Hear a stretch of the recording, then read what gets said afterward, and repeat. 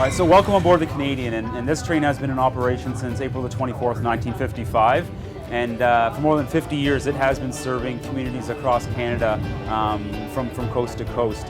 And it's such a pleasure to be on board this train because you meet so many great people, and you see how crucial and how vital it is to have this transcontinental railway serve the communities and cities from all different parts of Canada. So yeah, the Canadian is definitely a museum on wheels.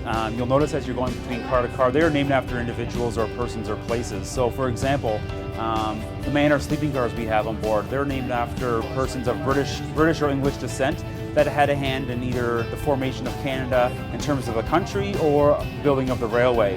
And likewise, our Chateau sleeping cars are named after Francophones with the same distinction. Again, either helped build Canada in terms of government or had a hand in building the railway.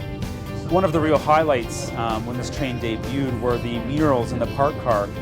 Several members of the Group of Seven, a famous art group from Canada, were commissioned to basically paint murals that depicted the park, the national or provincial park that the park car is named after. So for example, today we have Revelstoke Park on board with us. So that artist would have depicted a mural showing what natural setting the park would have. So it would show flora and fauna, outdoor activities, things that you would see within that park itself. And it would be a huge mural inside that park car for the passengers to enjoy.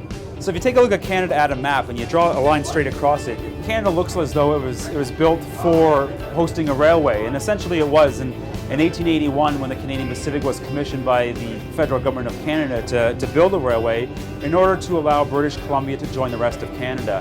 Canada is the only country that were built on the building of a railway. Without the railway, Canada is not a country, essentially, right? So the building of Canada was a link. It was a cross-Canada link for all the communities, for settlements, for farmers, and it's still the same thing today. There are so many small towns and communities and villages that rely on this train, the Canadian, as a bloodline in order to survive and to thrive as well too. So why the Canadian? Out of anywhere I could have gone in Canada to apply for a job, I chose to work out of Winnipeg, and because it was my only opportunity to work on the Canadian. That's what I really wanted to do. I've always enjoyed traveling on the train. My dad and I did it so often when I was a little boy. We even spent time in railway yards just watching trains go back and forth in the railway yards. So it really took no effort at all to move myself from Ontario to Winnipeg to work on the Canadian. We really learned a lot from Mark, and his passion and enthusiasm was just insatiable. You could really grab onto it. So we want to say a sincere thanks from Josh, Minot, Jean-Francois, and myself to all of the staff that made this trip so incredible, and they were so accommodating. Thank you very much to all the VIA staff on the line.